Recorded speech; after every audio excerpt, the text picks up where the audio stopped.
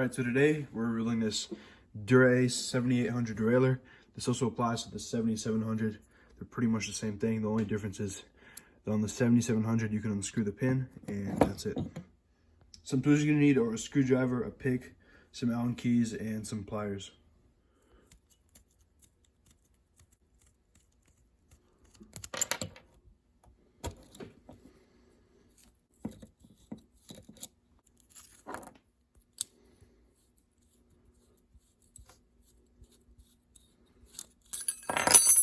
All right, now to service the B-knuckle, you want to unscrew this big bolt right here. If you have the 7700, you can even pull back the cage. There's going to be a pin here. I would unscrew that before you unscrew this. It's going to just relieve the tension.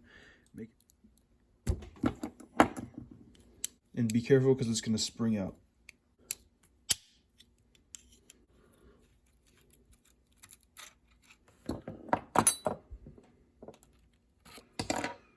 All right, now for the pinnacle, you just want to grab your pick. You want to rotate your clip all the way around so it faces outwards so it can go in between these two little tabs. And now once you got it like this, grab your pick and pull off the clip. And this should just spring out.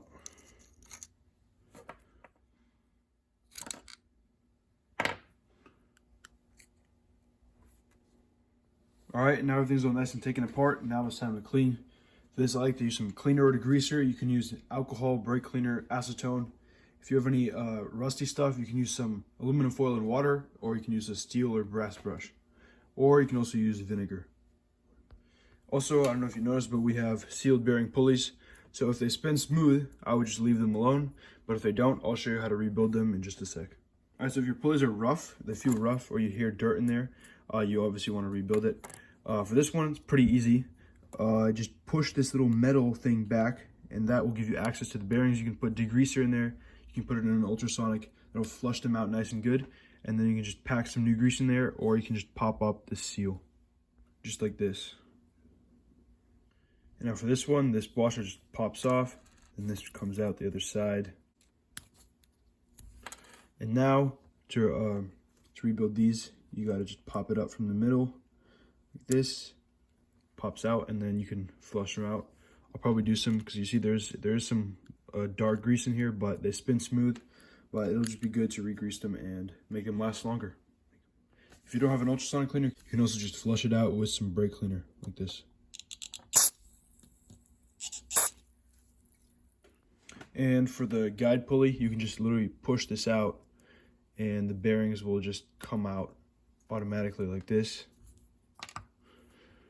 And then you can just take them apart and clean them up. And in my case, I'm using this ultrasonic cleaner, and all I'm using is water and dish soap.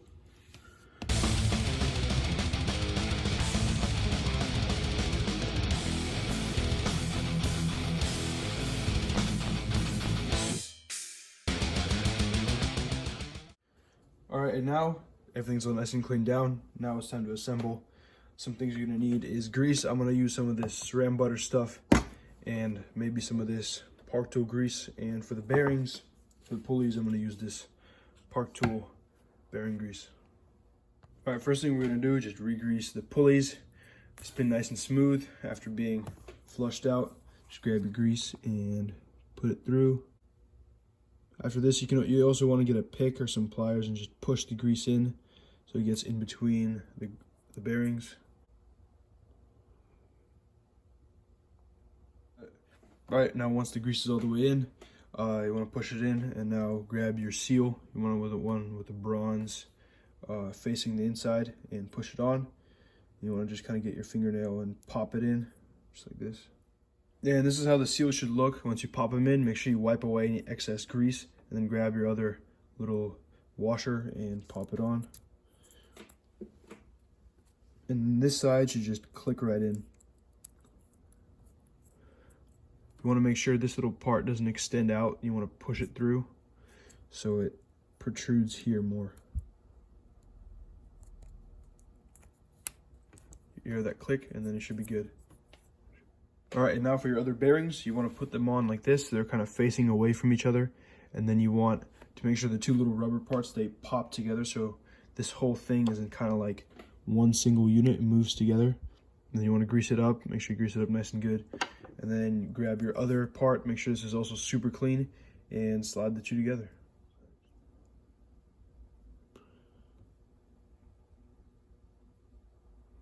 There you go. And then you want to grab your seals and slide them on. You want the little bronze part facing towards the bearings. Like this.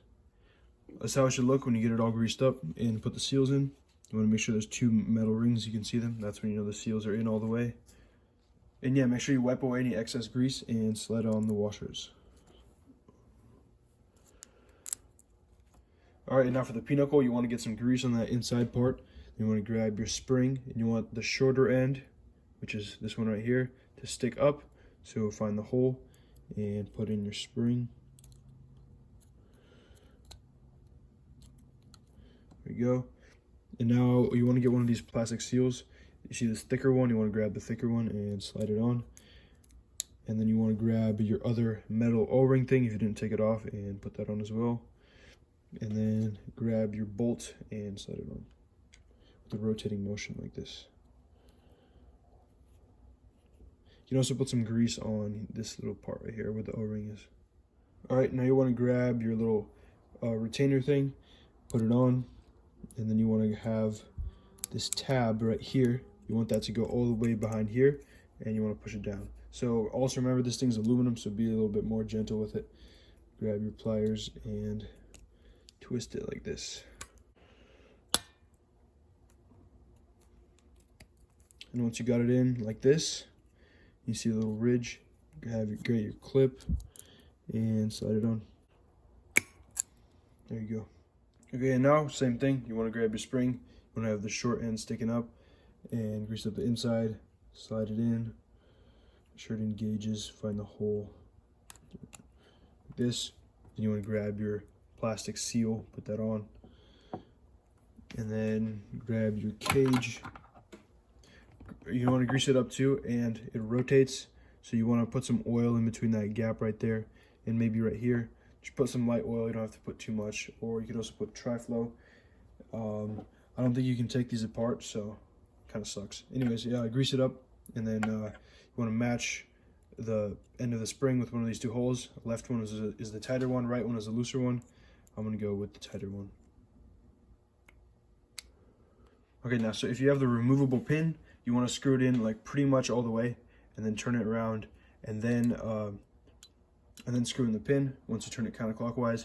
But since we have the pin, you want to screw it in about like halfway, just so it passes the pin. And then after we turn it around counterclockwise, like this, once it passes the pin, we have to hold it and then screw it in, and then let it spring back. So, all right. So once you got it past the pin, you want to just hold it right here, and then screw it in all the way, and then put it back. Make sure it moves nice and smooth, and then you're good. All right, and now all you got left is to put on the pulleys. And remember, the tension pulley is directional, so I'll show you how to do that one.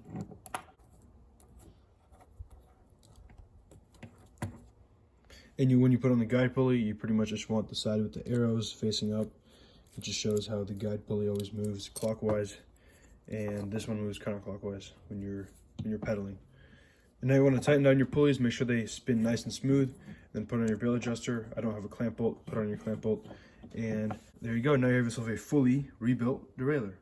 It's probably one of my favorite, like, more modern derailleurs, just because of like the chrome look. Kind of reminds me of the XTR 960.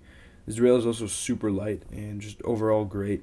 Nothing really bad to say. So yeah, I hope you found this video useful, and thanks to everyone who subbed, and I'll see you guys in the next video. Bye.